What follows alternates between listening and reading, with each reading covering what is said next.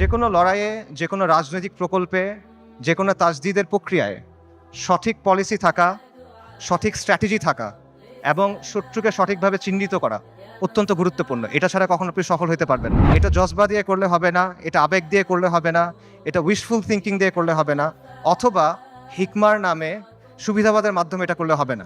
কালকে যদি বনি ইসরায়েল মসজিদ আল আকসা ধ্বংস করে দেয়, কালকে যদি তারা ওখানে থার্ড টেম্পল বানানো শুরু করে, তাদের তৃতীয় মন্দির বানানো শুরু করে, কে কি করবে বলেন? গাজায় একটা হসপিটাল আছে খান ইউনুসে একটা অ্যাম্বুলেন্স আসছে, অ্যাম্বুলেন্স থেকে একটা বাচ্চা নামছে, 10-11 বছর বয়স, ওর কাছে একটা ব্যাকপ্যাক, ওখান থেকে রক্ত পড়তেছে।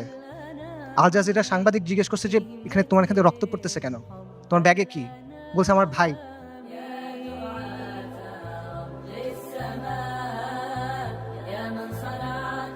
বাচ্চারা, ডাক্তাররা ব্যাগ খুলে দেখছে যে একটা 5 বছর বয়সী বাচ্চার ডেড বডি, পুরা বডি নাই, ছিন্ন বিচ্ছিন্ন বডি। যারা আমাদেরকে হত্যা করতেছে, যারা আমাদের উপর আগ্রাসন চালাচ্ছে, তাদের নিয়ে আমাদের মধ্যে মুগ্ধতা কাজ করে। যারা পরাজিত জাতি, তারা সবসময় বিজয়ী জাতির অনুকরণ করে। ওয়ামা লাকুম লা তুকাতিলুনা ফি সাবিলিল্লাহ, তোমার কি হয়েছে, তোমাদের কি হলো, তোমরা কেন আল্লাহর রাস্তায় কিতাল করতেছো না? আল্লাহ সুবহানাহু ওয়া তাআলা বলেন ওয়াকাতিলুহুম হাত্তা লা তাকুনা ফিতনা, ওর সাথে কিতাল করো যতক্ষণ পর্যন্ত ফিতনা দূরীভূত না হয়। এটা স্পষ্ট। আল-কুদস উমর রাদিয়াল্লাহু আনহুর সময় কিভাবে ফাতা হয়েছে, আল-কুদস সালাহউদ্দিন আইয়ুবীর সময় কিভাবে ফাতা হয়েছে, এগুলোতে মানে জটিলতার কিছু নাই, এটা স্পষ্ট উত্তর। কিন্তু এই উত্তরটা আমরা নিতে পারতেছি না।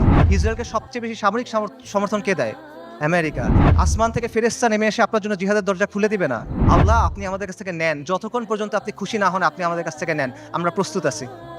এই কথাটা যখন আমরা বলতে পারবো এবং এই কথার উপর যখন আমরা আমল করতে পারবো, যখন আমরা বলবো ইয়া আল্লাহ আপনি নেন, ততক্ষণ পর্যন্ত নেন যতক্ষণ আপনি সন্তুষ্ট না হন, তারপর আপনি আমাদেরকে আল আকসা দেন, তখন আল-কুদস আপনি মুক্ত করতে পারবেন, আগ পর্যন্ত পাবেন না। বিসমিল্লাহির রহমানির রহিম। ইন্নাল হামদুলিল্লাহ ওয়াসসালাতু ওয়াসসালামু আলা রাসূলিল্লাহ ওয়া আলা আলিহি ওয়া সাহবিহি ওয়া সাল্লামা তাসলিমান কাসীরা। আম্মা বাদ। রাব্বি ইশরাহ লি সাদরি ওয়া ইয়াসসির লি আমরি ওয়াহলুল উকদাতাম মিন লিসানি ইয়াফকাহু কওলি। ওয়া ক্বালা সুবহানাহু ওয়া তাআলা আউযু বিল্লাহি মিনাশ শাইতানির রাজীম।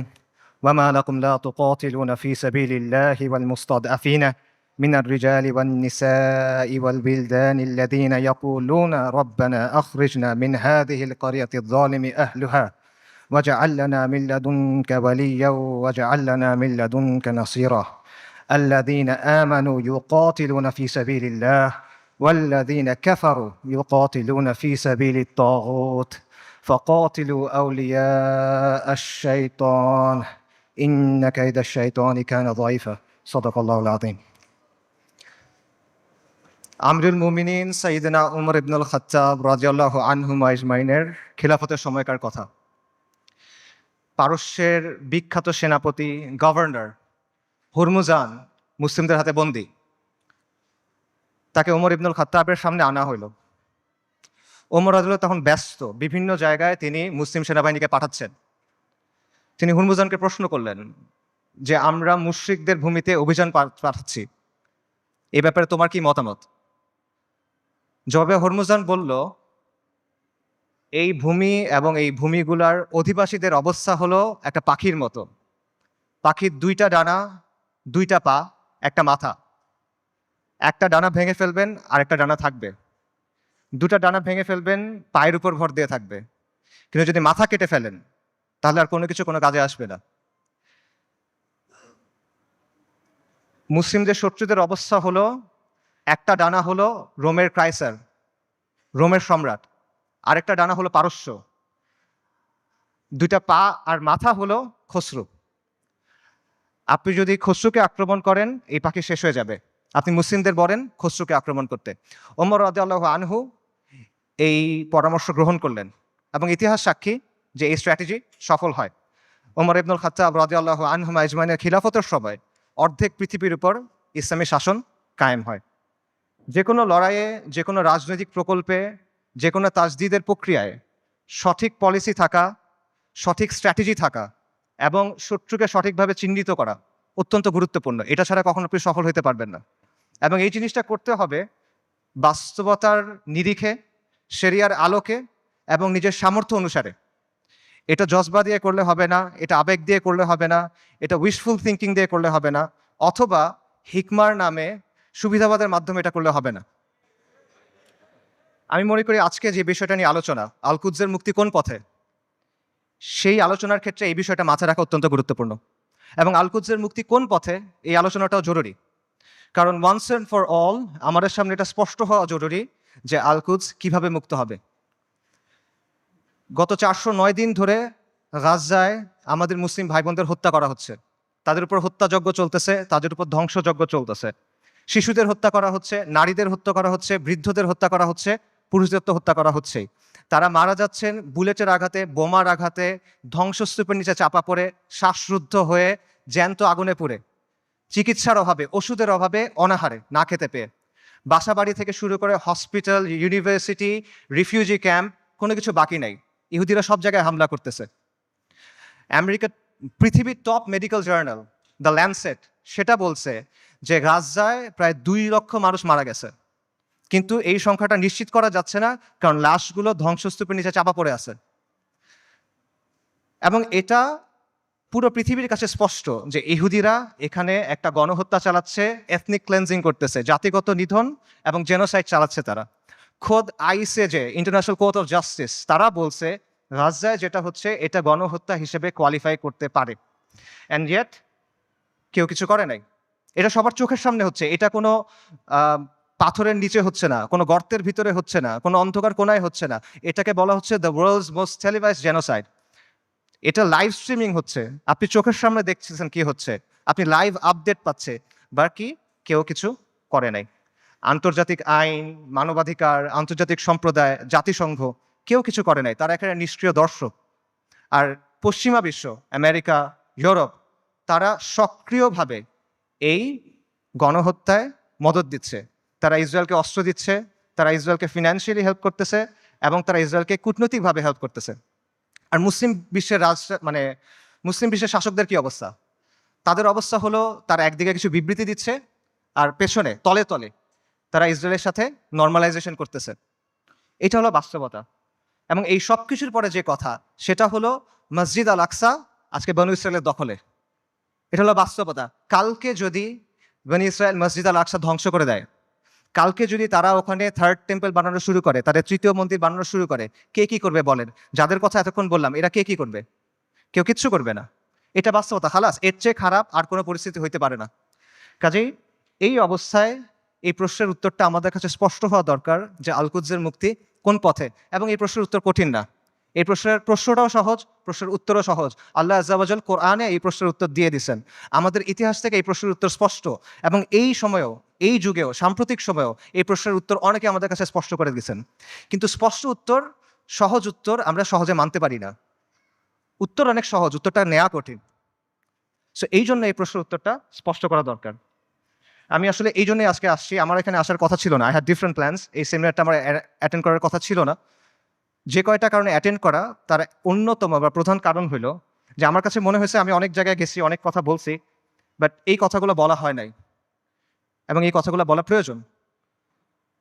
সো এগুলো বলার জন্য আমি আসলে এখানে আসছি। এবং আজকে দেখবেন যে অনুষ্ঠানের যে অন্য টপিকগুলো আছে, সেটার সাথে আমার টপিকটা একটু ডিফারেন্ট। মূল টপিকগুলো হলো যে ইসলামের প্রস্তাবনা, সমাজের ক্ষেত্রে, রাষ্ট্রের ক্ষেত্রে। এই টপিকটা একটু ডিফারেন্ট, কারণ আমি রফিক ভাইকে বলছিলাম যে আমি সেমিনারে আসবো, বাট আমাকে এই টপিকে কথা বলতে দিতে হবে। আমি আসছি দুইটা কারণে। এক হলো আপনাদের সামনে স্পষ্ট করে দেওয়ার জন্য যে আল কুদসের মুক্তি কোন পথে, যাতে আপনাদের কোনো অজুহাত না থাকে, আপনারা যেন পরে গিয়ে বলতে না পারেন কেউ আমাদেরকে বলে নাই, আমরা জানতাম না, আমরা বুঝি নাই। এই অজুহাতটা সরায় নেওয়ার জন্য আসছি। আর আমি এই জন্য আসছি যাতে যেই দিন আল্লাহ আজ্জা ওয়া জালের সামনে গিয়ে দাঁড়াইতে হবে আমার, সেদিন যেন আমি এটুক বলতে পারি যে আমি কিছু করতে পারি নাই, কিন্তু এই কথাটা আমি আমার কমের সামনে বলছিলাম।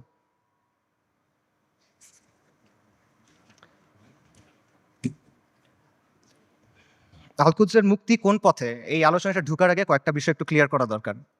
একটা বিষয় হলো যে শত্রুর নির্মমতা বা শত্রুর নিষ্ঠুরতা, এটা আসলে এখানে মূল সমস্যা না।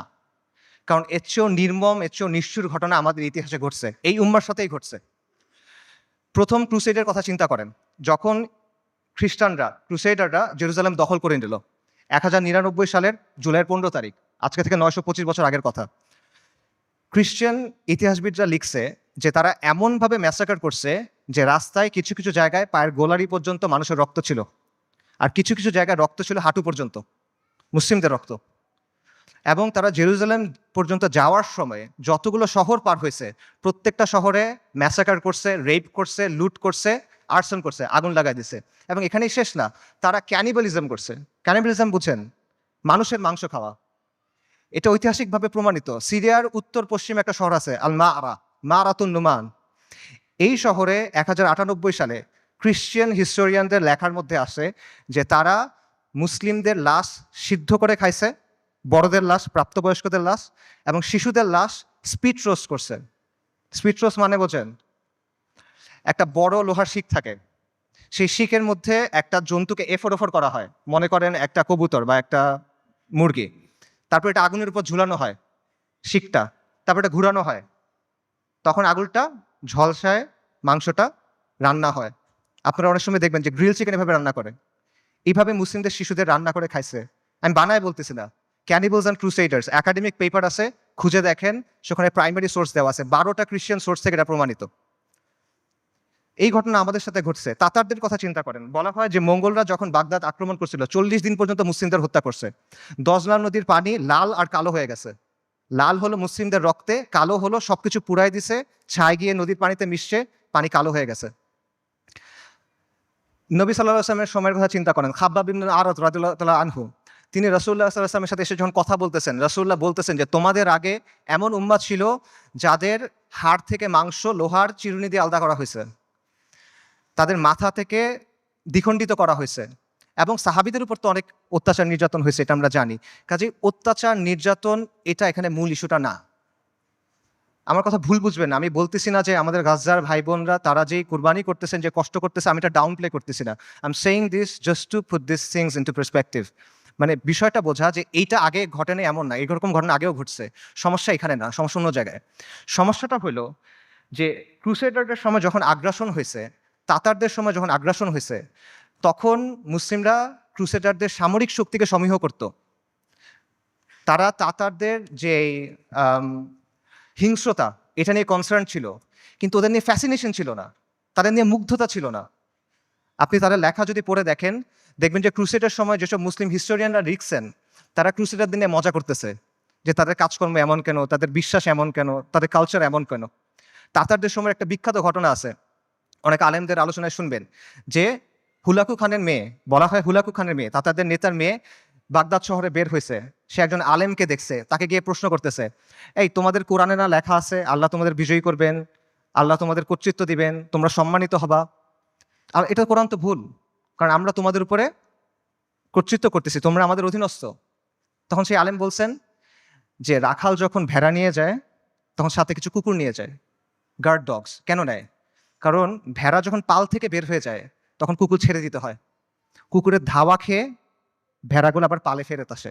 তোমরা তাচাররা হলো এই কুকুর। আল্লাহ তোমাদেরকে পাঠাইছেন কারণ আমরা দিন থেকে সরে গেছি। তোমাদের ধাওয়া খেয়ে আমরা দিনের দিকে যখন ফিরবো, তখন যিনি তোমাদের ছাড়ছেন তিনি তোমাদের আবার বেঁধে ফেলবেন। সুবহানাল্লাহ। আন্ডারস্ট্যান্ডিংটা খুব ক্লিয়ার। তাদের মধ্যে অনুশোচনা ছিল, দুঃখ ছিল, কিন্তু কোনো কনফিউশন ছিল না, শত্রুকে নিয়ে মুগ্ধতা ছিল না। তারা এটা ক্লিয়ার ছিল যে আমরা দিন থেকে সরছি, এই জন্য আজকে আমাদের এই অবস্থা, আমাদের দিনে ফেরত আসতে হবে। কিন্তু আমাদের আজকের কি অবস্থা? আমাদের অবস্থাটা কমপ্লিটলি ডিফারেন্ট। যারা আমাদেরকে হত্যা করতেছে, যারা আমাদের উপর আগ্রাসন চালাচ্ছে, তাদের নিয়ে আমাদের মধ্যে মুগ্ধতা কাজ করে, তাদের নিয়ে আমাদের মধ্যে ফ্যাসিনেশন কাজ করে, এবং আমরা মনে করি যে আমরা আরো বেশি করে কুফারের মতো হইতে হবে, আমাদের কুফারের অনুকরণ করতে হবে, তাহলে মনে হয় আমরা জিততে পারবো, তাহলে মনে হয় আমাদের দুরবস্থা যাবে। এবং আমরা মনে করি যে কুফারের যে তন্ত্রমন্ত্র আছে, কুফারের যে বাদ মতবাদ আছে, এগুলোর মাধ্যমে মনে হয় দিনের খেদমত হবে। আমরা এটা চিন্তা করতেছি। এগুলো কেন হচ্ছে? কারণ শত্রুর দিন নিয়ে আমাদের মধ্যে মুগ্ধতা আছে, আর আমাদের দিন নিয়ে আমাদের মধ্যে আছে হীনম্মন্যতা। ইবনু খালদুন একটা কথা বলছেন যে the vanquished always imitates the victor. যারা পরাজিত জাতি তারা সবসময় বিজয়ী জাতির অনুকরণ করে। এক্স্যাক্টলি সেম জিনিসটা এখানে হচ্ছে। ক্রুসেডের সময়, মঙ্গলদের আগ্রাসনের সময় আমরা সামরিক এবং রাজনৈতিকভাবে পরাজিত ছিলাম, কিন্তু আদর্শিকভাবে পরাজিত ছিলাম না। এখন আমরা সামরিক, রাজনৈতিকভাবে পরাজিত, আমরা আদর্শিকভাবে পরাজিত, আমরা মনস্তাত্ত্বিকভাবে পরাজিত। এই কারণে সহজ যে উত্তর, সহজ যে সমাধান, এটা আমরা গ্রহণ করতে পারি না। আল-কুদসের মুক্তি কোন পথে হবে? আল-কুদসের মুক্তি হবে জিহাদের মাধ্যমে, কিতালের মাধ্যমে, তরবারির ধারালো অগ্রভাগ দিয়ে আল-কুদস মুক্ত হবে, আর কোনো কিছু দিয়ে হবে না। আল্লাহ আযজা ওয়া জাল কোরআনে বলছেন আল-কুদসের জন্য আপনার করণীয় কি?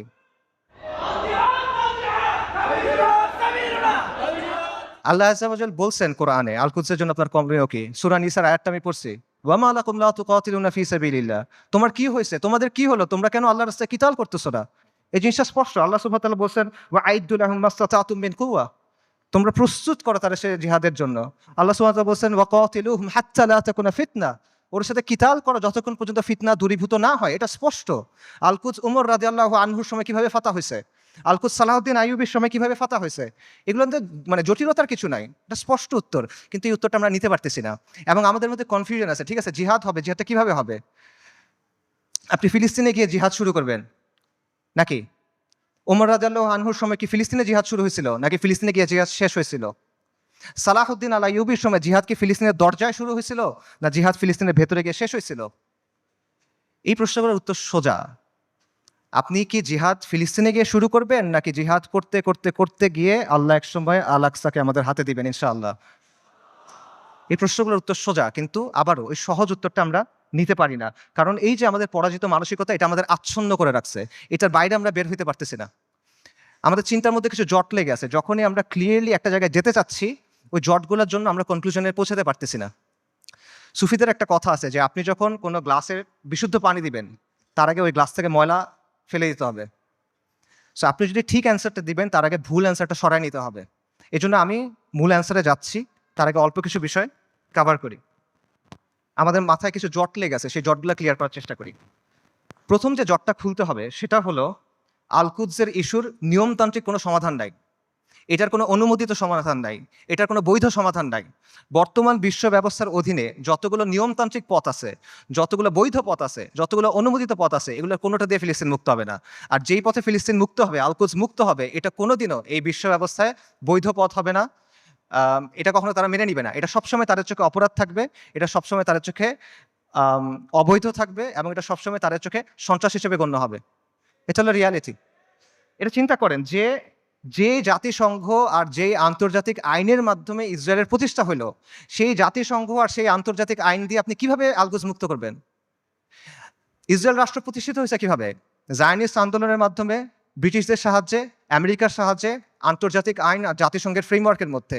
এই বিশ্ব ব্যবস্থা, এটা ইসরায়েলকে জন্ম দিছে, এবং এই বিশ্ব ব্যবস্থা ইসরায়েলকে টিকায় রাখছে। তাহলে এই বিশ্ব ব্যবস্থার অধীনে যতগুলো সম্ভাব্য সমাধান আছে, কোনোটা দিয়ে আপনি ইসরায়েলকে সরাইতে পারবেন না। সম্ভাব্য সমাধান কি বলেন? One state solution, two state solution.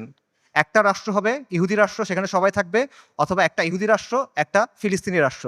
এই তো সলিউশন। দুই ক্ষেত্রে তো ইসরায়েল থাকতেছে, খালি সীমানার হেরফের হচ্ছে। কাজে এইভাবে আপনি যদি পুরা আল কুদসকে মুক্ত করতে চান, আপনি বিশ্ব ব্যবস্থার অধীনে নিয়মতান্ত্রিক কোনো বৈধ পথ নাই। এটা স্পষ্টভাবে বুঝতে হবে।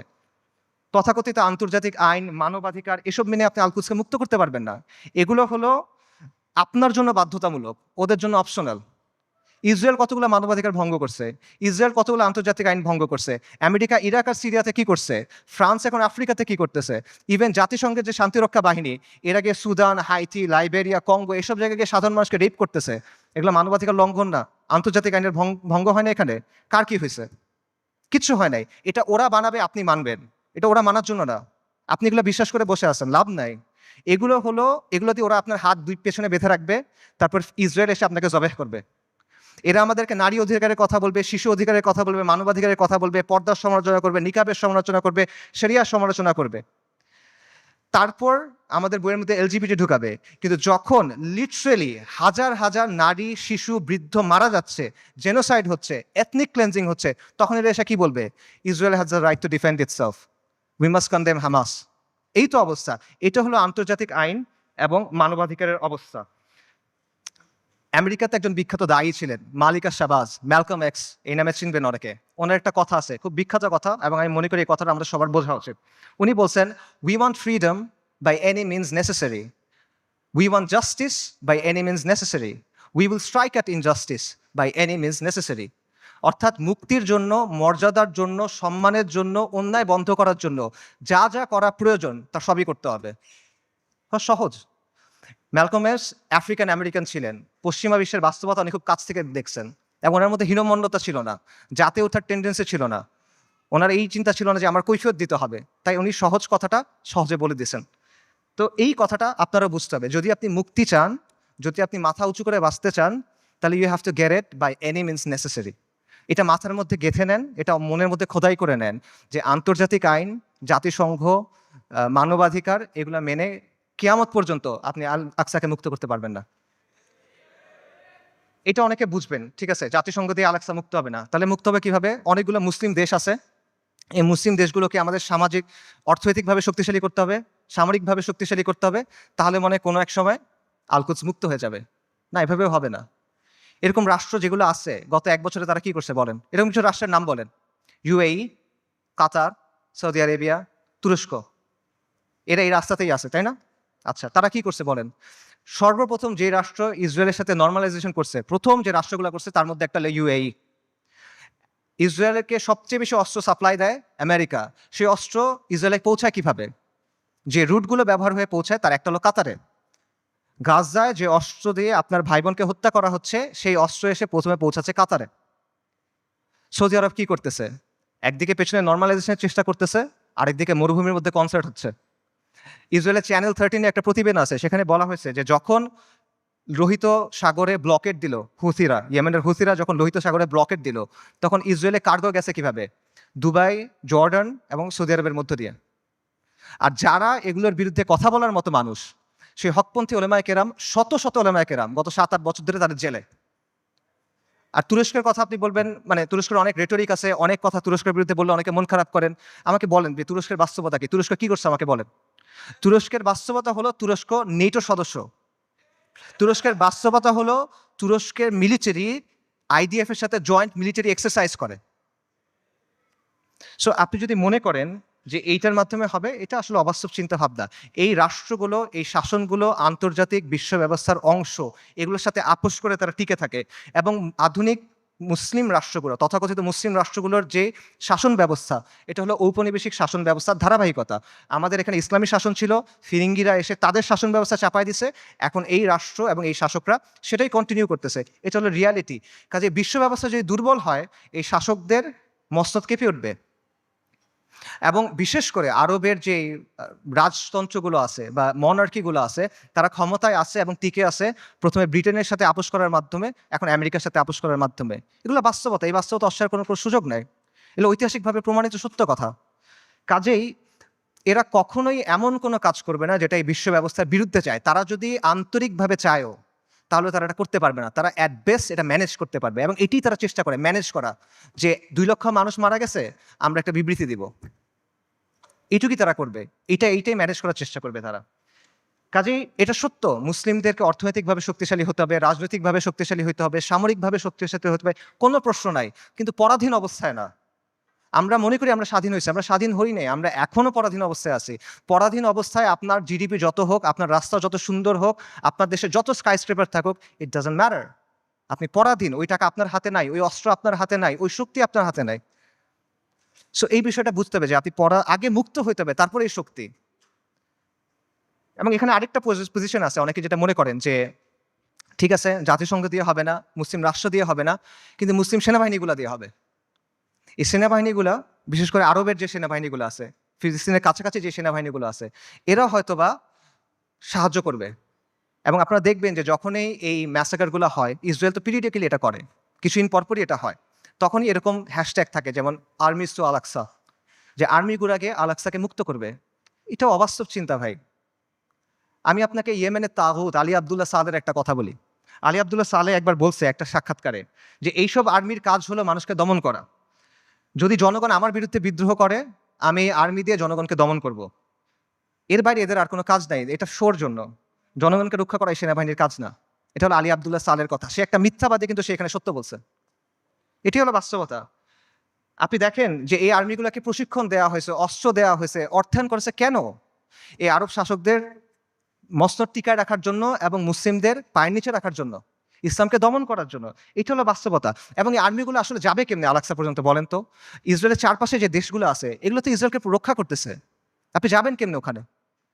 আপনি তো বাংলাদেশ থেকে যেতে পারবেন না ওখানে, তাই না? আপনার ওই জায়গার থেকেই ওখানে যেতে হবে। তো তারা যাবে এটা কেমনে? এবং যখন আপনি যে বলতেছেন এই আর্মিগুলো ক্ষমতা নিবে বা তারা কাজ করবে, এগুলো তো অলরেডি হয়েছে, এটার বাস্তবতা আমরা দেখছি। মিশরে কি হয়েছে জামাল আব্দুল নাসেরের সময়?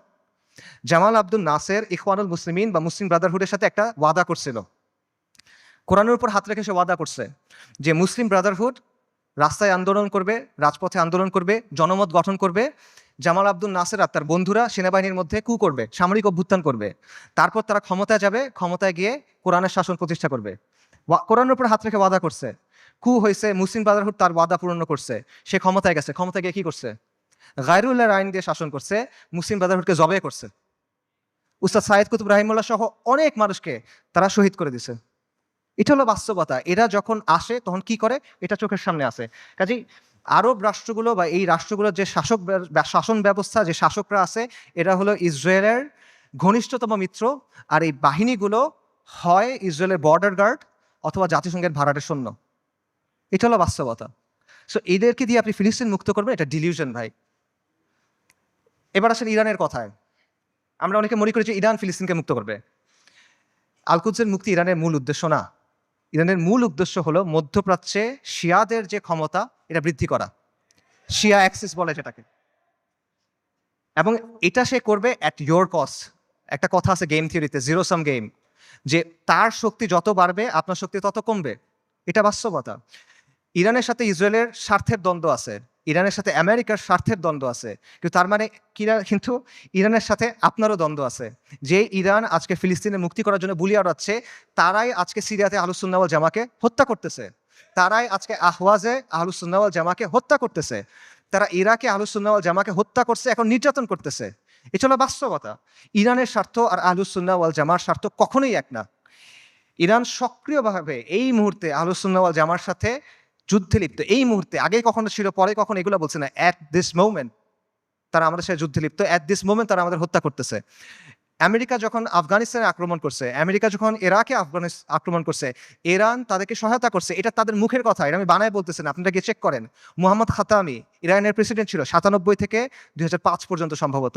তার একটা বক্তব্য আছে যে তালিবানের বিরুদ্ধে আমরা আমেরিকাকে সাহায্য করছি, স্পষ্ট বক্তব্য আছে তাদের। এগুলো লুকোছাপার কিছু না। এবং সবচেয়ে বড় যে বিষয়টা, ইরানের ব্যাপারে সতর্ক হওয়ার সবচেয়ে বড় কারণ হলো যে তাদের সাথে আমাদের আকীদার দ্বন্দ্ব আছে, তাওহীদের ব্যাপারে দ্বন্দ্ব আছে। তারা আল্লাহর উলুহিয়াত, আল্লাহর রুবুবিয়াত, আল্লাহর সিফাতের ব্যাপারে শিরক করে। তারা আমাদের মা আয়েশা রাদিয়াল্লাহু তাআলা আনহার ব্যাপারে জঘন্য কথা বলে, যেটা কোনোদিন কিয়ামত পর্যন্ত মানা সম্ভব না আমাদের পক্ষে। তারা সাহাবায়ে কেরাম রাদিয়াল্লাহু তাআলা আনহুম আজমাইনকে তাকফির করে, এটা কোনোদিন পর্যন্ত মানা সম্ভব না। এগুলো কোনো ফুরুই বিষয় না ভাই। এই জিনিস মেনে আপনি কোনো কিছু করতে পারবেন না। আল্লাহ আল কুদসকে এই শিরকের সাথে এই করে আপনি মুক্ত করতে পারবেন না। ইরানকে আপনার দেখতে হবে ক্রুসেডের সময়ে উবাইদি সাম্রাজ্যের মতো করে। ক্রুসেডের সময়ে একটা সাম্রাজ্য ছিল, উবাইদি সাম্রাজ্য। এটাকে আপনারা অনেকে ফাতেমি খিলাফত নামে চিনেন। এরা আকিদাতে ছিল ইসমাইলি শিয়া, মানে ইমামি শিয়াদের চেয়েও খারাপ, বাতেনি এরা, ইসমাইলি শিয়া। তারাও জেরুজালেমকে মুক্ত করার কথা বলতো, তারাও ঐক্যের কথা বলতো, কিন্তু ইতিহাস খুলে দেখেন তাদের ভূমিকা কি ছিল, আহলুস সুন্নাহর সাথে তাদের ভূমিকাটা কি ছিল, এটা ইতিহাস খুলে দেখেন। এবং এটা শুধু তখন না, এখনো এবং এর আগেও ছিল এরকমই। কাজেই ইরানকে আপনার উবাইদিদের একটা আধুনিক সংস্করণ হিসেবে দেখতে হবে। তবে credit where credit is due, ইরানের কিছু অর্জন আছে যেটা আমাদের নাই, এটা আপনার স্বীকার করতে হবে। শিয়া স্বার্থের জন্য গত 4 দশকে ইরান যেটা করতে পারছে, কোনো সুন্নি শক্তি সেটা এখনো করতে পারে নাই, এটা বাস্তবতা। শিয়াদের আছে একটা রাষ্ট্র আছে, তাদের একটা জিওপলিটিক্যাল প্রজেক্ট আছে। মধ্যপ্রাচ্যে আহলুস সুন্নাহর এরকম কোনো কিছু এখনো নাই। বৈশ্বিকভাবে ফিলিস্তিন ইস্যু ব্যবহার করে ইরান প্রতিরোধের একটা রেটরিক তৈরি করছে, এক ধরনের সফট পাওয়ার তৈরি করছে। এটা আমরা তৈরি করতে পারি নাই, এগুলো বাস্তবতা। এই ক্রেডিট তাকে আপনি দেন, এই অর্জন স্বীকার করেন, কোনো সমস্যা নাই।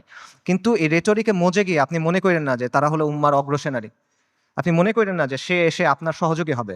এটা যদি আমরা মনে করি তাহলে এটা ভুল হবে, এবং এই ভুলের মাসুল আমাদের দিতে হবে। আরেকটা বিষয় মাথায় রাখেন, সেটা হলো আল কুদস পবিত্র, এটা ইসলাম ছাড়া আর কোনো কিছু দিয়ে মুক্ত হবে না। বাংলাদেশে একটা দল আছে জাসদ, জাতীয় সমাজতান্ত্রিক দল। 80-র দশকে এই দলের অনেক মানুষ ফিলিস্তিনে গেছিল লড়াই করতে, আপনারা জানেন কিনা আমি জানি না। মেজর জলিলের নাম শুনছেন, উনি জাসদের সাথে ছিল, ওনার মাধ্যমে অনেকে তখন সেখানে গিয়ে লড়াই করছিল। এই যে ইয়াসির আরাফাতদের যে দল ছিল পিএলও, এটার সাথে তারা ওখানে গিয়ে লড়াই করছিল, এগুলো ডকুমেন্টেড। তো এই জাসদ বা এই পিএলওর হাতে আল্লাহ কখনো আল কুদসের মুক্তি দিবেন না। মূলহিত কমিউনিস্ট সেকুলারিস্ট ন্যাশনালিস্টদের হাতে আল্লাহ আল কুদসকে দিবেন না। আল কুদস মানে কি? আল কুদস মানে পবিত্র, পবিত্র জিনিস মানুষ আল্লাহ অপবিত্রদের হাতে দিবেন না, অসম্ভব। যেই বিজয় আল্লাহ প্রথমে দিচ্ছেন আল ফারুকের কাছে রাদিয়াল্লাহু আন, যেই বিজয় আল্লাহ দিচ্ছেন সালাহউদ্দিনের কাছে, এটা আল্লাহ কোনো কমিউনিস্টকে দিবেন না, এটা আল্লাহ কোনো জাতীয়তাবাদীকে দিবেন না। এটা যদি মুক্ত হয়, এটা ইসলামের নামে মুক্ত হবে। যতদিন পর্যন্ত ইসলামের নাম না আসবে, এটা যদি আপনি বাহ্যিকভাবে মনে হয় মুক্ত হয়েছে, তাও এটা আসলে মুক্ত হবে না। এবং এখানে এটাও বুঝেন যে ফিলিস্তিনের মানুষরা নিজে নিজে আল-কুদসকে মুক্ত করতে পারবে না। ঠিক আছে, আমরা সবাই ফিলিস্তিনের জিহাদ সমর্থন করি, সবাই সমর্থন করে, এটা কমিউনিস্টরাও সমর্থন করে, কিন্তু ফিলিস্তিনের মানুষ নিজেরা, গাজার মানুষ খালি গাজাতে লড়াই করতেছে, আল-কুদস মুক্ত হবে না। পশ্চিম তীরের মানুষ শুধু পশ্চিম তীরে লড়াই করতেছে, ফিলিস্তিন মুক্ত হবে না, এটা সম্ভব না। উমর রাদিয়াল্লাহু আনহুর সময় আবারও চিন্তা করেন, ইতিহাসের কথা চিন্তা করেন, ফিলিস্তিন কি ভেতর থেকে মুক্ত হয়েছিল না বাইরে থেকে গিয়ে মুক্ত করা হয়েছিল? সালাহউদ্দিন আর আইয়ুবের সময় চিন্তা করেন, ফিলিস্তিন ভেতর থেকে মুক্ত হয়েছিল না বাইরে থেকে গিয়ে মুক্ত করা হয়েছিল? বাইরে থেকে মুক্ত করতে হবে। এক্স্যাক্টলি এখন আপনার তাই করতে হবে, বাইরে থেকে যোদ্ধা বাহিনী গিয়ে ফিলিস্তিনকে মুক্ত করে আনতে হবে। কিন্তু এখানে সমস্যাটা হলো যে বাইরে থেকে যে যারা যাবে, তারা যাবেটা কিভাবে? ইসরায়েল একটা 4-5 লেয়ারের সিকিউরিটি কমপ্লেক্সের ভেতরে বসে আছে। সহজ করে বলি, ইসরায়েল যেতে হলে আপনার 4টা বা 5টা পাহাড় টপকাইতে হবে। এভাবে চিন্তা করেন, মনে করেন আফ্রিকার কোনো অঞ্চলে আপনি টাইম মেশিনে করে সালাউদ্দিন আল আইয়ুবী এবং নুরুদ্দিন জিঙ্গি রাহিমাহুমুল্লাহ তাদেরকে নিয়ে আসলেন, তাদের বাহিনীকে নিয়ে আসলেন, তাদেরকে অত্যাধুনিক অস্ত্র দিলেন এবং তাদের একটা মিশন দিলেন, তোমাদের কাজ হলো আবার জেরুজালেম মুক্ত করো, আগে একবার করছিলে আবার করো। তারা যদি এই কাজটা করতে চায়, তাদেরকে কে বাধা দিবে চিন্তা করেন। প্রথমে ওইখানকার তথাকথিত মুসলিম শাসক বাধা দিবে, তাদের বাহিনী বাধা দিবে, সেই শাসকদের কিছু অনুগত নামধারী আলেম থাকবে, তারা বাধা দিবে, তারা বলবে এরা খারিজি, তারা বলবে এরা তাকফিরি, তারা বলবে এরা উগ্র, তারা বলবে এরা বাঘি। এগুলো বলে অনেকে মাইন্ড করেন, এগুলো বাস্তবতা। আপনারা ভিডিও দেখেন, মিশরের এক বিখ্যাত মুফতি, নাম বললে সবাই চিনবেন, এই বিখ্যাত মুফতি বলছে যে অক্টোবর 7 তারিখ যে আক্রমণ করা হয়েছে, এটা খারিজিদের মতো আক্রমণ হয়েছে, এবং এটা যাদের সামনে বলছে সেই তরুণরা তাকে ভয়ঙ্কর অ্যাগ্রেসিভ একটা স্লোগান দিছে, তখন গালি দিছে বেসিক্যালি, আমি বলতে চাচ্ছি না, আপনাকে ইউটিউবে খুঁজে দেখেন, এগুলো বাস্তবতা। প্রথমে ওই শাসকরা এবং তার বাহিনীরা তাদেরকে বাধা দিবে, তারপর তাদের অনুগত নামধারী আলেমরা, হকপন্থী আলেম অবশ্যই না, নামধারী আলেমরা বাধা দিবে। তারপর কি হবে? তারপর আন্তর্জাতিক বিশ্ব আসবে, এসে স্যাংশন দেওয়ার চেষ্টা করবে, নিন্দা প্রস্তাব জানাবে। তারপর যদি কোনোভাবে তারা আগাইতে পারে, তাদের গিয়ে মোকাবেলা করতে হবে কাদের সাথে? ইসরায়েলকে ঘিরে রাখা আরব দেশগুলা এবং সেগুলোর শাসক এবং সেগুলোর সেনাবাহিনীর সাথে। এগুলো যদি আপনি ক্রস করেন, তখন আপনার লড়াই করতে হবে আমেরিকার সাথে, তারপর আপনি ইসরায়েলের সাথে ফাইট করতে পারবেন, তার আগে না। এটা হলো বাস্তবতা। আজকে যদি কোনো সুন্নি রাজনৈতিক শক্তি তৈরি হয়, মনে করেন উত্তর পূর্ব আফ্রিকাতে কোনো সুন্নি দল ইসলামী ইমারত কায়েম করলো, তারা এখন আল-কুদস পর্যন্ত যাইতে চায়, তাদেরকে এই 4-5টা পাহাড় টপকায় ওখানে যেতে হবে। কাজেই আল-কুদসের মুক্তির যে ইস্যু, এটা কোনো নির্দিষ্ট অঞ্চলের ইস্যু না, এটা কোনো লোকাল ইস্যু না, এটা একটা গ্লোবাল ইস্যু। এটার সম্পর্ক পুরো বিশ্ব ব্যবস্থার সাথে। এবং আপনি চিন্তা করে দেখেন যে ইসরায়েল রাষ্ট্র অস্তিত্ব আসলো কিভাবে। 1947 সালে যখন দ্বিতীয় বিশ্বযুদ্ধ শেষ হইল, যখন মিত্রবাহিনী যুদ্ধে জিতলো, যখন আমেরিকার নেতৃত্বে নতুন বিশ্ব ব্যবস্থা তৈরি হলো, তখন ইসরায়েল রাষ্ট্রের জন্ম হয়েছে। কাজেই যেই আল-কুদস দখল হওয়ার সাথে ইসরায়েল রাষ্ট্র প্রতিষ্ঠিত হওয়ার সাথে সম্পর্ক এই বিশ্ব ব্যবস্থার। কাজে আপনি যদি আল-কুদসকে মুক্ত করতে চান, আপনি যদি ইসরায়েলের মোকাবেলা করতে চান, এই বিশ্ব ব্যবস্থাকে আপনার পরাজিত করতে হবে। এর সহজ কোনো উপায় নেই আসলে। আর যখন আপনি বিশ্ব ব্যবস্থাকে চেঞ্জ করতে যাবেন, ওটা কীরকম হবে? এটাকে একটা নিট অ্যান্ড ক্লিন প্রক্রিয়া হবে? সহজ প্রক্রিয়া হবে না, একটা রক্তাক্ত প্রক্রিয়া হবে, ব্রুটাল প্রক্রিয়া হবে। পরিবর্তন যত বেশি হয়, সেটা তত বেশি প্রক্রিয়াটা, পদ্ধতিটা তত বেশি রুক্ষ হয়, তত বেশি কঠিন হয়। এটা হলো বাস্তবতা। পৃথিবীর ইতিহাসে কোনো পলিটিক্যাল সিস্টেমের পরিবর্তন শান্তিপূর্ণভাবে হয় নাই। পলিটিক্যাল সিস্টেম, আপনি একটা ওয়ার্ল্ড সিস্টেমের কথা বলতেছেন, ওয়ার্ল্ড অর্ডারের কথা বলতেছেন, এটা শান্তিপূর্ণভাবে হবে না। কিন্তু আমরা এভাবেই চিন্তা করি। আমি চিন্তা করি আমার চাকরি ঠিক থাকবে, আমার ক্যারিয়ার ঠিক থাকবে, আমার স্ট্যান্ডার্ড অফ লিভিং ঠিক থাকবে, সব কিছু ঠিক থাকবে, জিডিপি ঠিক থাকবে, আমার দেশের ইনকাম পার ক্যাপিটা ঠিক থাকবে, মাঝখান দিয়ে আল-কুদস মুক্ত হয়ে যাবে। এভাবে হবে না। আমাদের সবাইকে কুরবানি করতে হবে। এটা সস্তা কিছু না ভাই। এটা আপনি সেকুলার ইতিহাস দেখেন, ওয়াহির আলোকে দেখেন, আকলের দিক দিয়ে দেখেন, বাস্তবতার আলোকে দেখেন, আপনি এভাবে মুক্ত করতে পারবেন না। এই পুরো বিশ্ব ব্যবস্থার পরিবর্তনের সাথে এটা জড়িত। আমি সামারি করি, আমি অনেকগুলো না না না না বললাম, সেই নাগুলো সামারি করি। বর্তমান বিশ্ব ব্যবস্থার অনুমোদিত কোনো পথে আল-কুদস মুক্ত হবে না। জাতিসংঘ, আন্তর্জাতিক আইন, মানবাধিকার, এগুলো দিয়ে আল-কুদস মুক্ত হবে না। মুসলিম বিশ্বের শাসক এবং তাদের অধীনস্থ যে সেনাবাহিনী, এদেরকে দিয়ে আল-কুদস মুক্ত হবে না। ইরানের যে অক্ষ, এটার মাধ্যমে আল-কুদস মুক্ত হবে না। আল-কুদসের অধিবাসীরা একা একা নিজেরা চেষ্টা করে ভেতর থেকে আল-কুদসকে মুক্ত করতে পারবে না, তাকে অবশ্যই বাইরে থেকে হেল্প করতে হবে। কিন্তু বাইরে থেকে কেউ যদি হেল্প করতে যায়, তারা 4 থেকে 5টা পাহাড় ডিঙায় যেতে হবে। কাজে ফিলিস্তিনের মুক্তির বিষয়টা এই বিশ্ব ব্যবস্থার পরিবর্তন করা বা বিশ্ব ব্যবস্থাকে দুর্বল করার সাথে সম্পর্কিত। আল-কুদসকে মুক্ত করতে হলে অবশ্যই এই বিশ্ব ব্যবস্থাকে দুর্বল হইতে হবে, নইলে এটা সম্ভব না, ইল্লা মাশা আল্লাহ। এবং অবধারিতভাবে এই ক্ষেত্রে আপনার অরাজকতা, অস্থিতিশীলতা এবং রক্তক্ষয়ী একটা প্রক্রিয়ার মধ্যে যেতে হবে। এগুলো হলো বাস্তবতা। তাহলে আল কুদসের মুক্তি কিভাবে, সমাধান কিভাবে? আমি বলছি আল কুদসের মুক্তি কিতালের মাধ্যমে, জিহাদের মাধ্যমে। এটা আপনারাও জানতেন অনেকে। আজকে এখানে আসার আগে আপনারা অনেকেই এটা মনে করতেন যে হ্যাঁ, জিহাদের মাধ্যমে আল কুদস মুক্ত হবে। শুধু আপনারা না, যেই ছেলেটা মদ খায়, যে মেয়েটা বয়ফ্রেন্ড নিয়ে ঘুরে, সেও দেখেন মনে করে যে আল কুদস যুদ্ধের মাধ্যমে মুক্তি হবে। আমেরিকার যে কমিউনিস্টরা আছে, যে এলজিবিটি অ্যাক্টিভিস্টরা আছে, এদের মধ্যে অনেকে মনে করে আল কুদস যুদ্ধ ছাড়া মুক্ত হবে না। আপনারা দেখবেন যে ওদের অনেকে স্লোগান দেয়, from the river to the sea Palestine will be free. তারা এটা বলে। তারা মনে করে 7ই অক্টোবরের অ্যাটাককে তারা প্রশংসা করে। তারা মনে করে এটা হলো ডিকলোনাইজেশন হচ্ছে, ডিকলোনাইজেশনের সবচেয়ে ভালো রূপ এটা। তো তার বুঝ আর আপনার বুঝে তফাৎ কি? তফাৎটা হলো যে আপনি মনে করছেন যুদ্ধ দিয়ে মুক্ত হবে, আপনার কাছে উত্তরটা আছে, আপনার কাছে গন্তব্যটা আছে, কিন্তু গন্তব্য পর্যন্ত কিভাবে যাবেন এটা আপনি জানেন না। আপনি একটা অঙ্কের উত্তরটা আপনি মুখস্থ জানেন বা কেউ আপনাকে বলে দিচ্ছে, আপনি এটা লিখছেন, কিন্তু আপনি অঙ্কটা মিলাই আনতে পারতেছেন না। এটা হলো সমস্যাটা।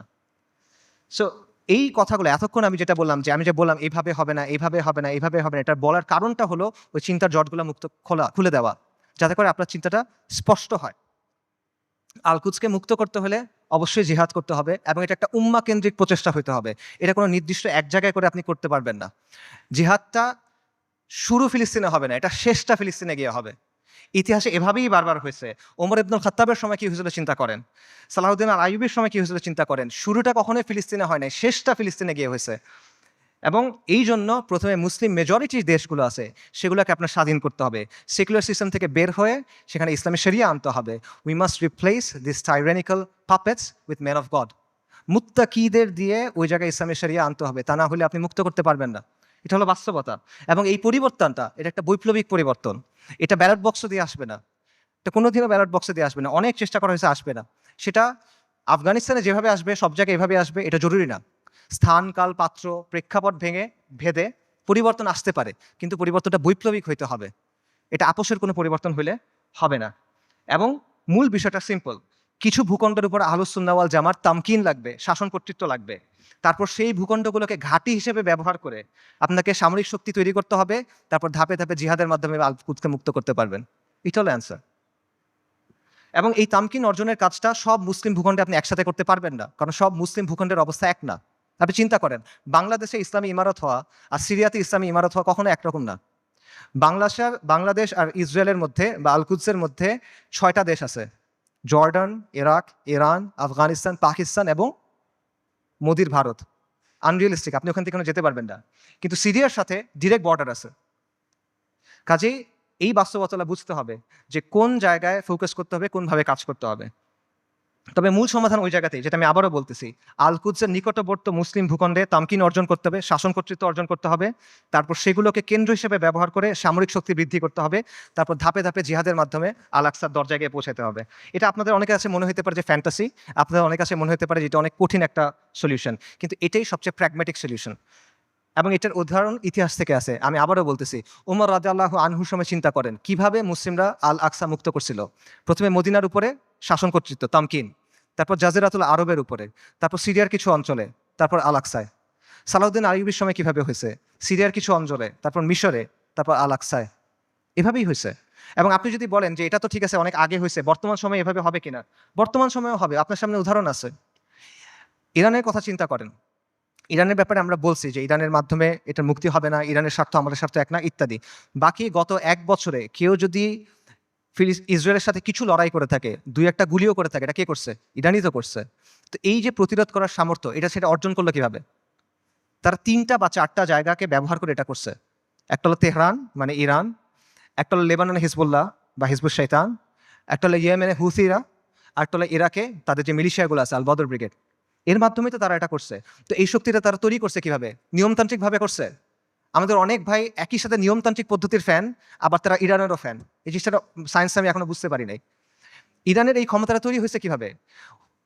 79-এ একটা বিপ্লবের মাধ্যমে খোমেনি ক্ষমতায় আসছে। তারপর 80-র দশকে তারা লেবাননে গিয়ে IRGC, যেটা ইসলামিক রেভলিউশনারি গার্ড কর্পস, ঠিক আছে, ইরানের যেটা, তারা গিয়ে লেবাননের যে শিয়া ফ্যাকশনগুলো ছিল সেগুলোকে একত্রিত করছে, তাদেরকে প্রশিক্ষণ দিছে, তাদেরকে ট্রেনিং দিছে। এইটা পরবর্তী থেকে হিজবুল্লাহতে পরিণত হয়েছে। এবং হিজবুল্লাহ কি কোনো নিয়মতান্ত্রিক দল? এটা একটা ডেজিগনেটেড টেররিস্ট অর্গানাইজেশন। খুঁজে দেখেন ইয়েমেনে হুথিরা কিভাবে তৈরি হয়েছে। হুথিদেরকে গিয়ে অর্থ দিছে, প্রশিক্ষণ দিছে, অস্ত্র দিছে কারা? ইরান। হুথিরা কি ডেজিগনেটেড টেররিস্ট দল? সো এই বাস্তবতা আপনার চোখের সামনে আছে, এবং এটা কোনোটা কিন্তু নিয়মতান্ত্রিক মাধ্যমে হয় নাই। এরা শক্তির মাধ্যমে ক্ষমতায় আসছে, শক্তির মাধ্যমে জায়গা করে দিছে, এবং নিজেদের পলিটিক্যাল এজেন্ডা দিয়ে তারা করছে। আমি বলতেছি না রাফিদারের মাধ্যমে ফিলিস্তিন মুক্ত হবে, আমি আবারও ক্লিয়ার করতেছি। আমি জাস্ট আপনাদের এক্সাম্পল দিচ্ছি যে কীভাবে বর্তমান সময়েও এই প্রসেস কাজ করে, কীভাবে তামকিন অর্জনের পরে ধাপে ধাপে আপনি শক্তি অর্জন করতে পারবেন এবং এর প্রতিরোধ করার ক্যাপাসিটি অর্জন করতে পারবেন। এবং এটার আরও অনেক উদাহরণ আছে। বিশ্ব ব্যবস্থাকে চ্যালেঞ্জ করে কিউবা টিকে নাই, বিশ্ব ব্যবস্থাকে চ্যালেঞ্জ করে নর্থ কোরিয়া টিকে নাই, ল্যাটিন আমেরিকার বিভিন্ন রেজিম বিভিন্ন সময় টিকে ছিল না। উদাহরণ শিয়ারদের কাছ থেকে নেওয়ার দরকার নাই, আপনি পারস্য বিজেতা উমর ইবনুল খাত্তাবের কাছ থেকে উদাহরণ নেন, আপনি আহলুস সুন্নাহ ওয়াল জামার গর্ব নুরুদ্দিন সিংহি, সালাউদ্দিন আইয়ুবির কাছ থেকে উদাহরণ নেন, সমস্যা নাই তো। তারা সবাই কি করছে দেখেন, যেই কথাটা আমি বলছি তারা সবাই এটাই করছে। তারা প্রথমে একটা জায়গায় তামকিন অর্জন করছেন, শাসন কর্তৃত্ব অর্জন করছেন, তারপর সামরিক শক্তি বৃদ্ধি করছেন, তারপর ধাপে ধাপে আল কুদস পর্যন্ত গেছেন জিহাদ করতে করতে। এটার বাইরে আর কোনো প্র্যাগম্যাটিক সলিউশন নাই। এটাই সবচেয়ে বাস্তবসম্মত পদ্ধতি, এটাই সবচেয়ে টাইম টেস্টেড পদ্ধতি, এটা হিস্টোরিক্যালি প্রুভেন পদ্ধতি, এটা শরিয়া সম্মত পদ্ধতি, এটা আকল সম্মত পদ্ধতি। এটা কঠিন পদ্ধতি, এটা রুক্ষ পদ্ধতি, বিপদ সংকল পদ্ধতি, কোনো ডাউট নাই, এটা সহজ পথ না। কিন্তু সহজ পথ নেওয়ার নাম তো ভাই বাস্তববাদী হওয়া না। বাস্তববাদী হলো যেটা করা প্রয়োজন সেটা করা। আপনি একটা গন্তব্যে যাবেন, একটা সহজ পথ, একটা কঠিন পথ, সহজ পথ আপনাকে আরেক জায়গায় নিয়ে যাবে, আপনি ওটা নিলে তো হইল না। সো আমরা কিন্তু বাস্তববাদিতার নামে অতীতে অনেক পদ্ধতি গ্রহণ করছি, এখনো করে যাচ্ছি। এগুলো আমাদের কি দিছে ভাই, কি অর্জন দিছে আমাদের বলেন? জিল্লতি ছাড়া আমাদের কি অর্জন দিছে বলেন? এবং দিন থেকে আমরা সরে গেছি। আরও এক্সাম্পল দেখেন, চীনের কথা মনে করেন, চীন যে গ্লোবাল সুপার পাওয়ার হয়েছে কিভাবে হয়েছে ভাই? লিবারাল ডেমোক্রেসি মেনে হয়েছে, মানবাধিকার মেনে হয়েছে। একটা ভায়োলেন্ট রেভলিউশনের মাধ্যমে চাইনিজ কমিউনিস্ট পার্টি শাসন কর্তৃত্ব অর্জন করছে, তামকিন অর্জন করছে, তারপর একটা ওয়ান পার্টি স্টেট বানাইছে, ব্রুটালি শক্ত হাতে শাসন করছে, আজকে সে আমেরিকার কন্টেন্ডার হয়েছে। এটা বাস্তবতা ভাই। চীন, তারা কি বিশ্বাস করতে যে জনগণ সব ক্ষমতার উৎস? চীনের বিপ্লবের যাকে স্থপতি বলা হয় মাও সেতুং, তার একটা বিখ্যাত উক্তি আছে, সেটা হলো বন্দুকের নল ক্ষমতার উৎস। পাওয়ার comes from the barrel of the gun. এটা বাস্তবতা। এই বাস্তবতা, political power comes from the barrel of the gun, এটা দুনিয়ার বাস্তবতা। আপনি বাস্তবতা বুঝার পরে বাস্তবসম্মত পলিসি নিতে পারেন। এবং আপনাকে ওই যেটা বলছিলাম, এই পলিসি আপনার নিতে হবে বাস্তবতার নিরিখে, শরিয়ার আলোকে এবং নিজের সামর্থ্য অনুসারে, এবং আপনার শত্রুকে আপনার চিনতে হবে। আমরা শুরুতে হরমুজানের কথা বলছিলাম। মুসলিমদের শত্রুদের তুলনা হলো পাখির মতো, পাখির দুটা ডানা, দুটা পা, একটা মাথা। আজকে 1400 বছর পর্যন্ত ডানা একটা ভেঙে ফেলবেন আর একটা ডানা থেকে যাবে, দুটা ডানা ভেঙে ফেলবেন, পা থেকে যাবে, মাথা কেটে ফেলবেন, পাখি শেষ, রাইট? তা আজকে 1400 বছর পরে বাস্তবতা কি? মুসলিমদের শত্রুদের অবস্থা একটা পাখির মতো। এক ডানা নেটো, এক ডানা ইসরায়েল, দুই পা হলো এই আরব বিশ্বের শাসকেরা, মাথাকে আমেরিকা। ইসরায়েলকে সবচেয়ে বেশি সামরিক সমর্থন কে দেয়? আমেরিকা। ইসরায়েলকে সবচেয়ে বেশি অর্থনৈতিক সমর্থন কে দেয়? ইসরায়েলকে সবচেয়ে বেশি রাজনৈতিক সমর্থন কে দেয়? বারবার জাতিসংঘের সিকিউরিটি কাউন্সিলে ভেটো কে দেয়? এই শাসকদের মসনদ কে টিকায় রাখে? কাজেই আমেরিকাকে রাজি খুশি রেখে, আমেরিকার মনের মতো করে, আমেরিকার বানানো ছকে খেলে, তাদের ঠিক করা নিয়ম মেনে কোনোদিন পর আল কুদস মুক্ত হবে না। এটা পসিবল না। আপনার আমেরিকার কথা চিন্তা করেন, গত 1 বছর ধরে তাদের সাথে যেই ঘটনাগুলো ঘটতেছে সেগুলোর কথা চিন্তা করেন। আপনি ওই ছেলেটার কথা চিন্তা করেন, হাফেজ, আপনারা ভিডিও দেখছেন, রিফিউজি ক্যাম্পের ভিতরে আগুনে পড়ে মারা গেছে। ছেলেটার নাম ছিল শাবান, কোরআনে হাফেজ, সফটওয়্যার ইঞ্জিনিয়ারিং নিয়ে পড়তেছিল। আপনারা রুহ আর রুহ রিমের কথা চিন্তা করেন, ওই যে ছোট্ট মেয়েটা বিল্ডিং ধসে গেছে, মারা গেছে, তার দাদা তার ডেড বডি বুকে নিয়ে বলতেছে রেম, রুহ আর রুহ। তার কথা চিন্তা করেন, তাদের কষ্টের কথা চিন্তা করেন। আপনি ওই বাবার কথা চিন্তা করেন যে সে বিস্কিট কিনতে গেছিল বাচ্চার জন্য, ফিরে এসে দেখে তার স্ত্রী সন্তান মারা গেছে, সে কান্না করতেছে আর বিস্কিটটা বাচ্চার হাতে দিয়ে বলছে বাবা তুমি এটা নিয়ে যাও। আপনি মার কথা চিন্তা করেন যে বাচ্চার জন্য আটা আনতে গেছে, কারণ বাচ্চা ক্ষুধায় কাঁদতেছে, বুঝে না তো, আটা আনতে গেছে, এসে দেখে সবাই মারা গেছে। আপনি হিন্দ রাজাবের কথা চিন্তা করেন, 6 বছর বয়সী মেয়ে, ওরা গাজা থেকে পালায় যাওয়ার চেষ্টা করতেছিল 7 জন পুরা ফ্যামিলিতে। ইসরায়েলি ট্যাঙ্ক ওদের ঘিরে ফেলছে, গুলি করছে, সবাই মারা গেছে, ও বেঁচে আছে। তখন রেড ক্রিসেন্টে ফোন করছে, অডিও কলটা ইউটিউবে আছে, আপনারা শুনতে পারবেন। ও বলছে যে আমাকে তোমরা বাঁচাও, আমার খুব ভয় লাগতেছে। ওর সব পাশে সবাই মারা গেছে, বাবা মা সবাই মারা গেছে, 6 বছর বয়সী একটা মেয়ে।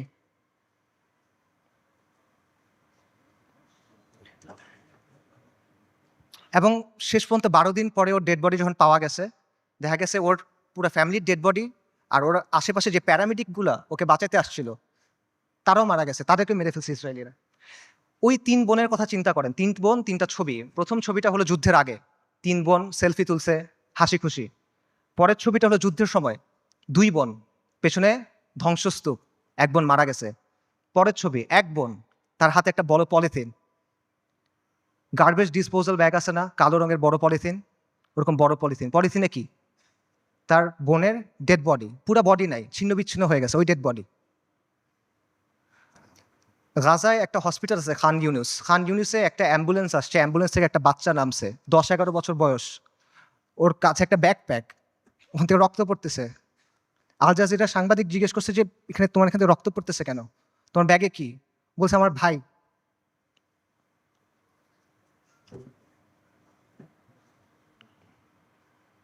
বাচ্চারা, ডাক্তাররা ব্যাগ খুলে দেখছে যে একটা ৫ বছর বয়সী বাচ্চার ডেড বডি, পুরা বডি নাই, ছিন্ন বিচ্ছিন্ন বডি। আপনারা ওই মার কথা চিন্তা করেন যে গেছে, যে তার পুরা ফ্যামিলি মারা গেছে, সে এসে জিজ্ঞেস করছে আমাকে লাশগুলো দাও, আমি দাফন কি করব? তাকে ৩টা পলিথিন দিছে, কারণ ডেড বডি নাই, ছিন্ন বিচ্ছিন্ন হয়ে গেছে সব, ৩টা পলিথিন দিছে। আপনারা ওই বাচ্চাটার কথা চিন্তা করেন, বিল্ডিং ধসে পড়ছে, খুলি ফেটে গেছে, কোটর থেকে চোখ বের হয়ে আসছে, এবং ওই নিষ্প্রাণ চোখ, এই নিষ্প্রাণ পৃথিবীর দিকে তাকায় আছে। এদের কষ্টের কথা চিন্তা করেন। এই কষ্ট শুধু তাদের, কষ্ট আমাদের না। আমরা না এক উম্মা, এক উম্মা এক দেহের মতো, এরকম না? আমাদের স্পষ্ট করে না ওই কষ্ট।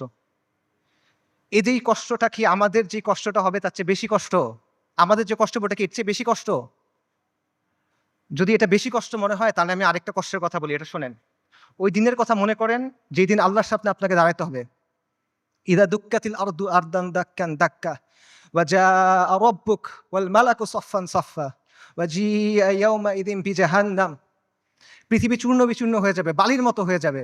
আপনার প্রতিপালক আসবেন এবং মালাইকারা আসবে সারিবদ্ধভাবে, এবং জাহান্নামকে আপনার সামনে আনা হবে। ওই দিন আল্লাহ আপনাকে প্রশ্ন করবেন, আমাদেরকে প্রশ্ন করবেন, কি জবাব দিবেন আল্লাহকে বলেন? ফায়াউমাইযিন লা ইউআযযিবু আযাবাহু আহাদ ওয়া লা ইউসিকু ওয়াসাকাহু আহাদ। আল্লাহ ওই দিন যেভাবে আযাব দিবেন ওভাবে আর কেউ দেয়া নাই। আল্লাহ ওই দিন যেভাবে বাঁধবেন ওভাবে আর কেউ বাঁধে নাই। কি বলবেন আল্লাহকে তখন? আল্লাহ আপনাকে যদি জিজ্ঞেস করেন তুমি কি করছিলে, আপনি কি জবাব দিবেন বলেন? এই কষ্ট বেশি না দুনিয়াতে আপনার যে কষ্ট হবে সেটা বেশি? লা ইলাহা ইল্লাল্লাহ। এত কিছুর পরও দেখেন আল কুদসের মানুষ ঈমান, ইস্তিকামাত এবং সবরের কি দৃষ্টান্ত স্থাপন করছে। একজন বৃদ্ধা বলতেছে আমাদের জান, মাল, সন্তান সবকিছু আল্লাহর জন্য কুরবান। মৃত্যু যদি আল কুদসের জন্য হয় তাহলে এটা সুন্দর মৃত্যু। ইনশাআল্লাহ কিয়ামত পর্যন্ত আমরা রিবাদ করে যাব। এটা সস্তা কিছু না, এটা রাসূলুল্লাহ সাল্লাল্লাহু আলাইহি ওয়াসাল্লামের ইসরা ওয়াল মিরাজের জায়গা। আমরা বাইতুল মাকদিসের অধিবাসীরা প্রস্তুতি আছি, কুরবানি করার জন্য প্রস্তুতি আছে, যত কুরবানি লাগে আমরা করব। ওই বাবার কথা চিন্তা করেন, হাসপাতালে একই দিনে 2 বাচ্চা মারা গেছে, 2 ছেলে মারা গেছে। উনি বলতেছেন আলহামদুলিল্লাহ, এটা জিহাদের ভূমি, এটা রিবাতের ভূমি, আমাদের যা কিছু আছে সব আল্লাহর জন্য। আল্লাহ আমাদের খালেক, উনি আমাদের তৈরি করছেন, উনি আমাদের পাঠাইছেন, উনি নিয়ে যাবেন, ওনার যা খুশি উনি করবেন। আমরা এটাতে খুশি, আমরা এটার উপর সবর করব। বান্দা যখন বিপদের মধ্যে পড়ে, ওলামায়ে কেরাম হাদিসের আলোকে বলছেন যে বান্দা যখন বিপদের মধ্যে পড়ে তখন আল্লাহ এটার মাধ্যমে তার সগীরা গুনাহগুলো মাফ করে দেন, অথবা তাকে পরিশুদ্ধ করেন, কারণ আল্লাহ তাকে আখিরাতে বড় পুরস্কার দিতে চান। আমি মনে করি আমাদের গাজার ভাই বোনদের সাথে, ফিলিস্তিনের ভাই বোনদের সাথে এই বিষয়টাই হইতেছে। ইনশাআল্লাহ তাআলা আল্লাহ তাদেরকে জান্নাতুল ফিরদৌস আলার জন্য প্রস্তুত করতেছেন। আমি মনে করি আল্লাহ এই বান্দাদের উপর রাজি খুশি হয়ে যাবেন ইনশাআল্লাহ তাআলা। লক্ষের উপরে শহীদ, আলহামদুলিল্লাহ, এটা উম্মতে মুহাম্মদের গর্ব। আমাদের মৃতরা জান্নাতে ইনশাআল্লাহ, ওদের মৃতরা জাহান্নামে। আল্লাহু মাওলানা ওয়ালা মাওলা লাহুম। ওই বৃদ্ধের কথা চিন্তা করেন যিনি ধ্বংসস্তূপের মাঝখানে দাঁড়ায় বলতেছেন আমরা আজও এখানে দাঁড়ায় আছি এবং আমরা এখান পর্যন্ত থাকবো। এই ভূখণ্ড বরকতময়, এই ভূখণ্ডের অধিবাসীরা বরকতময়।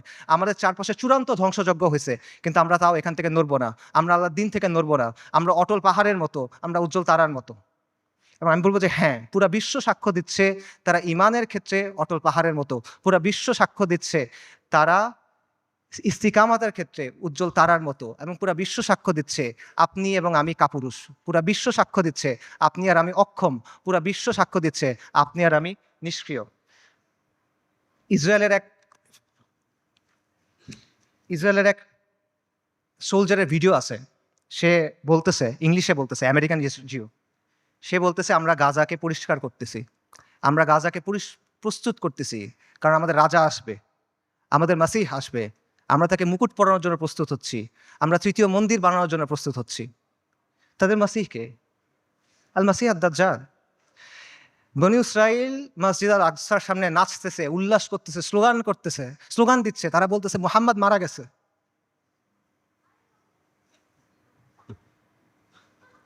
আল্লাহুম্মা সাল্লি ওয়া সাল্লিম আলা নবিয়িনা মুহাম্মদ। এটা কি অবস্থা ভাই? এই জিনিসটা মানা সহজ নাকি আল-কুদসের জন্য ফাইট করা সহজ? এই পথটা আমাদের কাছে অনেক বেশি কঠিন মনে হইতেছে। কোন পথটা আমাদের কাছে বেশি কঠিন মনে হয় এটা ঠিক করে দিবে যে আমাদের ঈমানের অবস্থাটা আসলে কি। নবী সাল্লাল্লাহু আলাইহি ওয়াসাল্লাম তার হাদিসে বলছেন, আমি হাদিসের তর্জমা বলতেছি, ইবনে উমর রাদিয়াল্লাহু তাআলা আনহু থেকে বর্ণিত। রাসূলুল্লাহ সাল্লাল্লাহু আলাইহি ওয়াসাল্লাম বলছেন, যখন তোমরা ইনার পদ্ধতিতে ব্যবসা করবে, গরুর লেজ আঁকড়ে ধরবে, কৃষিকাজে সন্তুষ্ট থাকবে এবং জিহাদ ছেড়ে দিবে, তখন আল্লাহ তোমাদের উপর লাঞ্ছনা এবং অপমান চাপায় দিবেন। সাদাকা রাসূলুল্লাহ। এর চেয়ে বড় লাঞ্ছনা আর এর চেয়ে বড় অপমান কি আছে? আর নবী সাল্লাল্লাহু আলাইহি ওয়াসাল্লাম বলছেন, এই অবস্থা ততক্ষণ থাকবে যতক্ষণ না পর্যন্ত তোমরা তোমাদের দ্বীনে ফেরত আসো। সুনান আবু দাউদের হাদিস। আল-কুদস জিহাদের মাধ্যমে মুক্ত হবে, কিন্তু এই জিহাদের দরজা কেউ এসে আপনার জন্য খুলে দিবে না।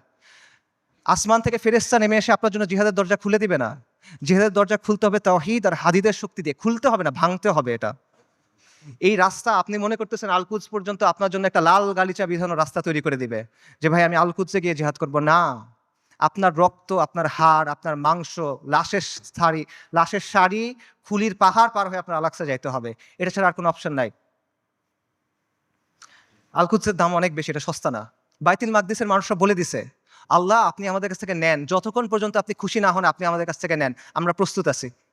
এই কথাটা যখন আমরা বলতে পারবো এবং এই কথার উপর যখন আমরা আমল করতে পারবো, যখন আমরা বলবো ইয়া আল্লাহ আপনি নেন, ততক্ষণ পর্যন্ত নেন যতক্ষণ আপনি সন্তুষ্ট না হন, তারপর আপনি আমাদেরকে আল-আকসা দেন, তখন আল-কুদস আপনি মুক্ত করতে পারবেন, আগ পর্যন্ত পাবেন না। আল-কুদস এমন এক দুলহান যার মাহার আমাদের রক্ত। আল-কুদস এমন এক দুলহান যার মাহার আমাদের রক্ত। মাহার পরিশোধ করা ছাড়া কোনো বিকল্প নাই, কোনো বিকল্প নাই। আল্লাহ আযজা ওয়া জাল্লা আল-কুদসকে মুক্ত করার প্রক্রিয়ায় শামিল হওয়ার তৌফিক দান করেন। আল্লাহ আমাদের তৌফিক দান করেন আল-কুদসকে মুক্ত করার। আল্লাহ আমাদের দুনিয়ার ভালোবাসার মৃত্যুকে অপছন্দ করার অসুখ থেকে মুক্ত করে দেন। আল্লাহ আমাদের মসজিদ আল আকসাতে সালাত আদায় করার তৌফিক দান করেন। আল্লাহ আমাদের চোখগুলোকে প্রশান্তি দেন। আল্লাহ আমাদেরকে খাইবারের মতো একটা দিন দেখান। আল্লাহ আমাদের বনু কুরাইযার মতো একটা দিন দেখান। আল্লাহ আমাদেরকে বনু কুরাইযার মতো একটা দিন দেখান। আল্লাহ আমাদের ক্ষমা করে দেন। আল্লাহ আমাদের মাফ করে দেন। আল্লাহ আমাদের নিফাক দূর করে দেন। আল্লাহ আমাদের নিষ্ক্রিয়তা দূর করে দেন। আল্লাহুম্মা মানসুরুল মুজাহিদিন ফি ফিলিস্তিন। আল্লাহুম্মা মানসুরুল মুজাহিদিন ফি গাজ্জা। আল্লাহুম্মা মানসুরুল মুজাহিদিন ফি বিলাদিশ শাম। আল্লাহুম্মা মানসুরুল মুজাহিদিন ফিল ইয়ামান। আল্লাহুম্মা মানসুরুল মুজাহিদিন ফিস সোমাল। আল্লাহুম্মা মানসুরুল মুজাহিদিন ফি কুল্লি মাকান। আল্লাহুম্মা রযুকনি শাহাদাতান ফি সাবিলিক। আল্লাহুম্মা রযুকনি শাহাদাতান ফি সাবিলিক। আল্লাহুম্মা ইন্নী আসআলুকা কাতলান ফি সাবিলিক। আল্লাহুম্মা ইন্নী আসআলুকা কাতলান ফি সাবিলিক। আল্লাহুম্মা ফাশহাদ। এই বক্তব্যে যদি ভালো কিছু থাকে এটা আল্লাহর পক্ষ থেকে, যা কিছু খারাপ, যা কিছু ভুল এটা আমার আর শয়তানের পক্ষ থেকে। ওয়া মা আলাইনা ইল্লাল বালাগ। আসসালামু আলাইকুম ওয়া রাহমাতুল্লাহ।